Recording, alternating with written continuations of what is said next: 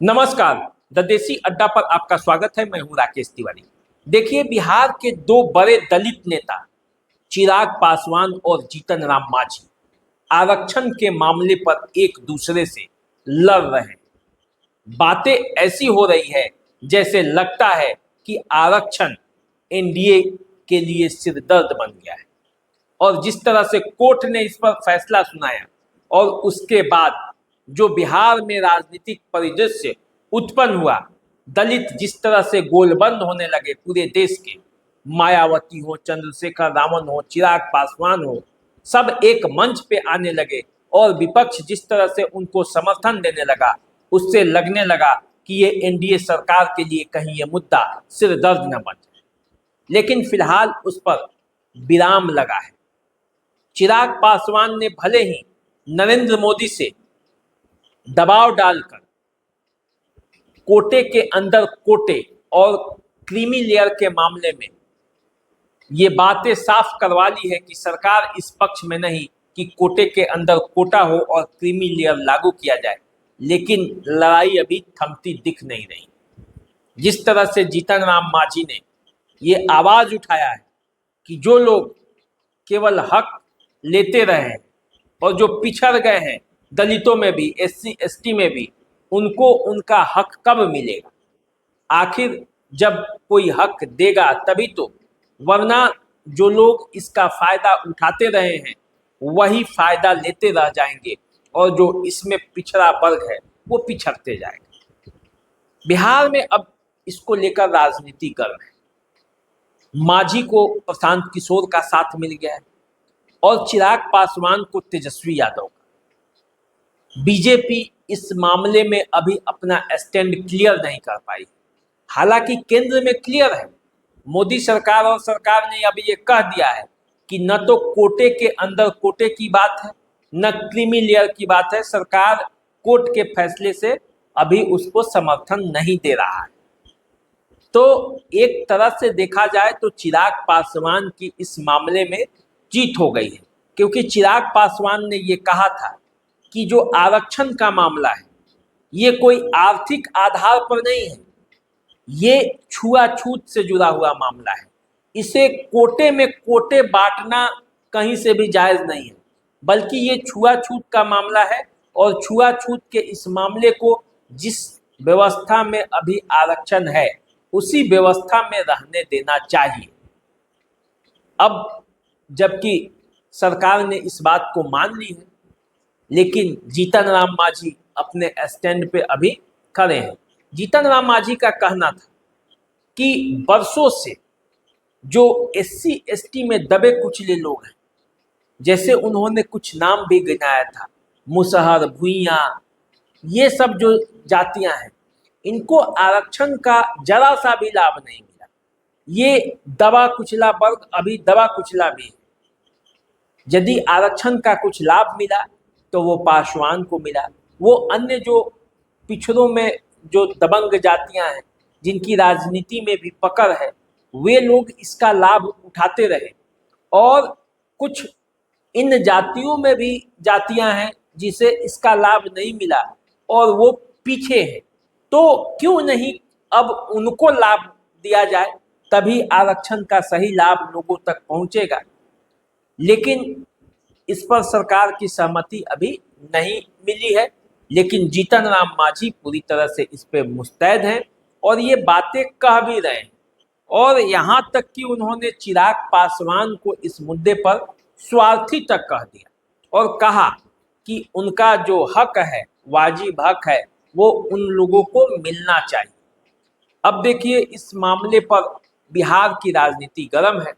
जहां चिराग पासवान अपने ही घटक दल के जीतन राम मांझी से परेशान है, वहीं तेजस्वी यादव ने खुलकर साथ दिया और उनका स्टैंड है कि जिस स्टैंड पर चिराग पासवान कायम है वही सही है।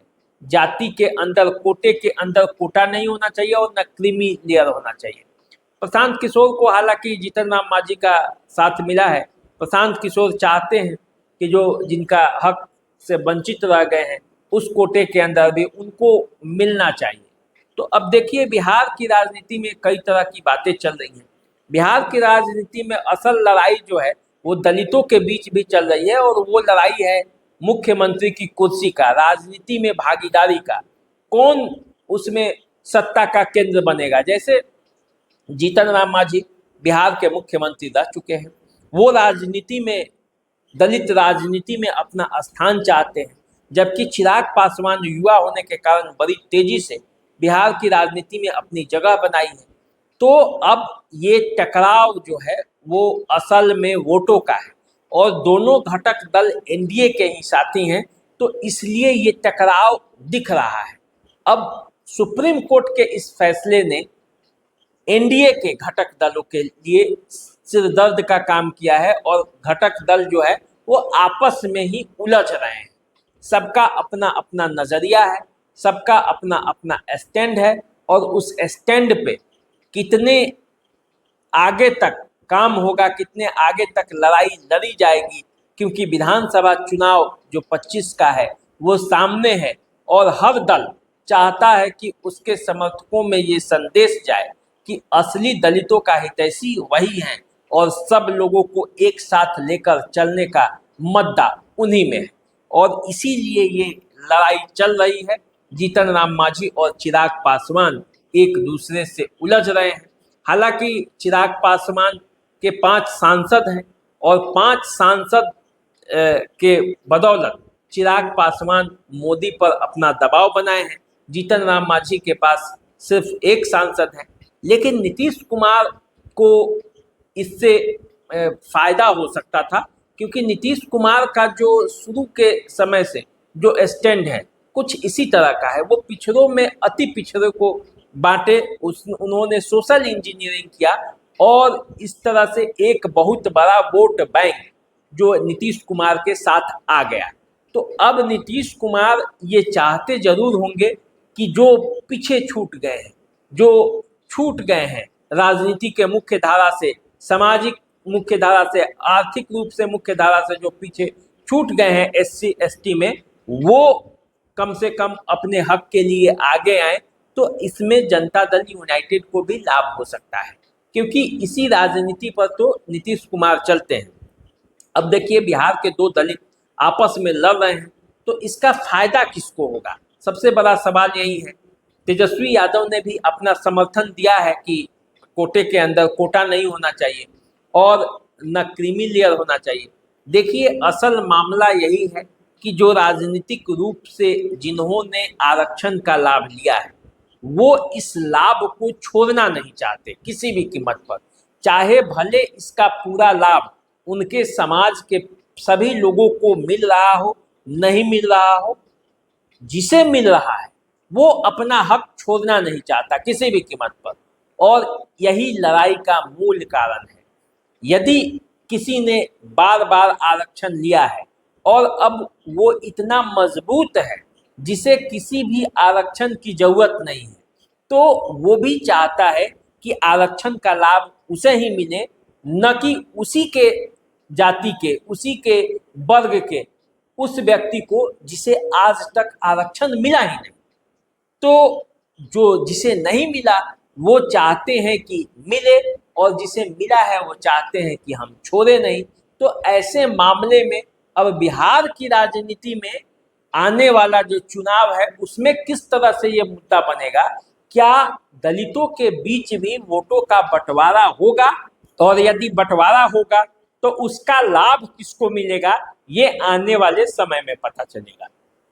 तो फिलहाल आप हमें इजाजत दीजिए, चैनल को सब्सक्राइब कीजिए, फेसबुक इंस्टाग्राम पे हमें फॉलो कीजिए। आपका क्या विचार है हमें कमेंट करके बताएं। नमस्कार।